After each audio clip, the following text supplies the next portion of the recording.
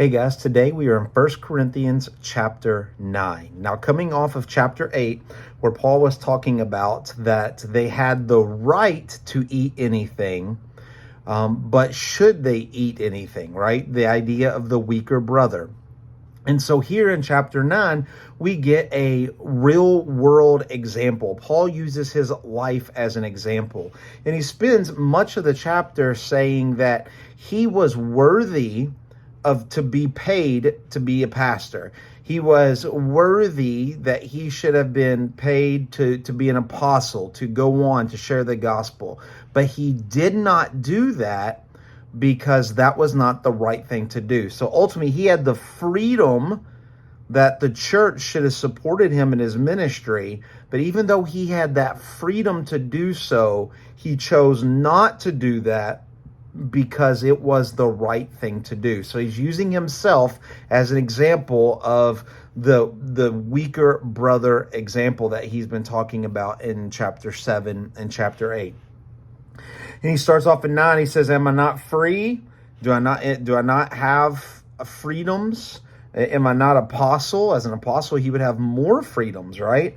Are not my workmanship in the Lord? If to others I am not apostle, at least I am to you. For you are the seal of my apostleship of the Lord." You are the authority. He's saying that to the church of Corinth, you're there because I'm apostle. You're the proof that I'm apostle. You're a proof that I'm doing ministry, and that because I'm doing ministry, I'm worthy to be paid because of the work that I'm doing. You should support me in the work that I'm doing, but I'm not going to use that freedom or that reality of doing that.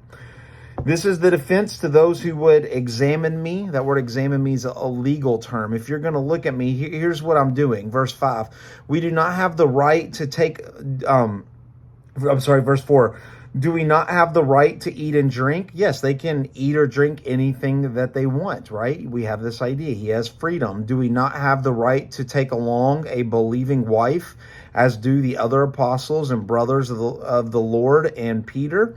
Or is it only Barnabas and I who have no right to refrain from working for a living? He's saying we have all these rights, right? Just all the other apostles have these rights. These other apostles are doing this. They have the rights, so we have the same rights. What are these rights? The rights that they should be being paid. And he gives an example. Who serves as a soldier as owed expense? A soldier does not go to war and spend his own money to fight the war. Who plants a vineyard without eating of its fruits? A farmer doesn't plant everything, reap this harvest, and not eat any of it. That's the reason that he does it. Who tends a flock without getting some milk? The shepherd is going to drink the milk of the goat. And so here the people who are working are getting paid. And so Paul is just pointing up this example that he has the right to be paid. Do I say these things on human authority? Does not the law say the same thing? For it is written in the law of Moses, you shall not muzzle an ox when it treads out for grain. Even the ox can eat as it is working. He gets paid for his work. For it is for oxen that God is concerned. Does he certainly not speak for our sake? For it was written for our sake, because the plowman should plow in the hope, and the thrasher thresh in hope of sharing the crop. If God cares about the oxen, does he not care about humans? The thrasher, does he not care about the farmer? Does he not care about the plowman? Well, of course. He cares more for people than he does animals. If we have sown spiritual things among you, it is too much if we reap material things from you. Basically, he's saying physical work always gets physical pay. In the Bible, in oxen, in farming, in shepherding, physical work always equals physical pay. So here, Paul is saying that spiritual work also equals physical pay, because he's spending his time. He can't have a real job and travel around the world and to be an apostle and to share the good news. And so people have to offset that so that he continue to do that. So he has the right, because he is working, for pay. Nevertheless, okay, So the whole point of this up to verse 13, right? Nevertheless, he has the right to be paid from the church of Corinth. Nevertheless, we have not made use of this right. Paul says, nevertheless, I haven't asked for any money, but we endure anything rather to put an obstacle in the way of the gospel of Christ. Because of Corinth, because of it's a new church, because it's in a place that is super ungodly, he did not want that these new converts to believe that he was preaching to get a paycheck, right? That he wanted them to believe that he was preaching for their soul.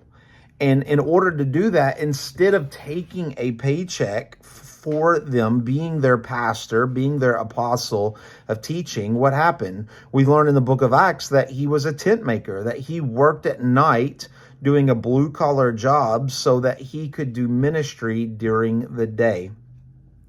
Nevertheless, he didn't make use of this right. He had the right to do something, but he chose not to do it. Do you not know that those who are employed in the temple service get their food from the temple? The Levites, everybody who works in the temple, they got paid in the temple. Even in the Old Testament, the priest did not tithe. They received the tithe. And so the priests of the Old Testament, they didn't tithe because they were working and they were receiving the tithe from the other 11 tribes. So that because they were doing God's work. And so once again, they didn't make any money except from that which was given to them. But even at that, their life was their tithe, was their giving. In the same way, the Lord commanded that those who proclaim the gospel should get their living by the gospels. Looking back to Luke chapter 10, when he sent the disciples out, made them apostles, send the 72 out. Remember, he said that they weren't to collect anything. They weren't to do these types of things, that they were to go out and to share the gospel. But I have made no use of these rights, nor am I writing these things to secure any such provision, nor am I writing this to get money from you. For I would rather die than have anyone deprive me of my ground for boasting. For if I preach the gospel, that gives me no ground for boasting, for necessity is laid upon me. But basically what he's saying is Acts chapter 9, the gospel came upon him and now he has to preach, right? And so he's not taking money to preach because that's what he's been called to do. And he's not writing this as an example to the church to say, well, now you should pay me. He's showing them he has the right to demand payment from them, but he's not going to exercise that right because of their spiritual welfare, because of their being. It's the same principle that we've seen in chapter 8 and chapter 7.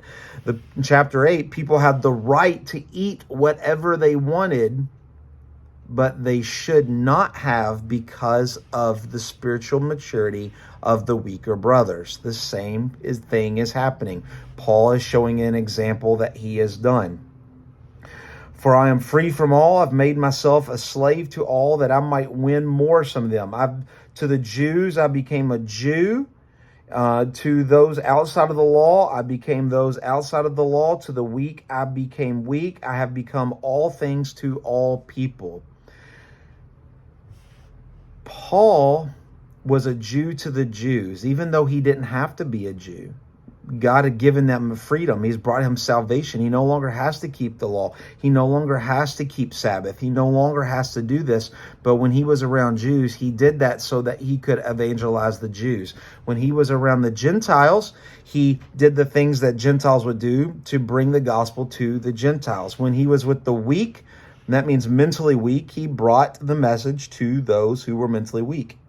He never compromised the gospel, but he was all things to all people. Everything he did was so only for the furtherment of the gospel of Jesus Christ. And that's what he is saying. And so he gave up his freedom so that people could hear the good news of Jesus Christ. So now he's answering the problems that's going on at church, saying, well, can't we eat this and can't we drink that and can't we do this? Paul is saying, well, yeah, you can do that, but take a note from me. I could do a lot of things, but I choose not to do those things. I choose not to point to those freedoms in Christ that I have, because I ultimately care about those hearing the gospel and what message that is. And so Paul is using himself in chapter 10 as a real world example to help the spiritually mature in the church to understand that even though they have freedoms, doesn't mean they have to use those freedoms, because Paul did not. And so that is what chapter 9 is about.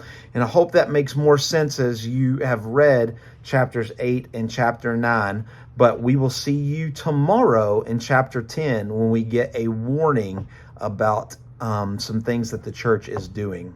God bless. We'll see you tomorrow.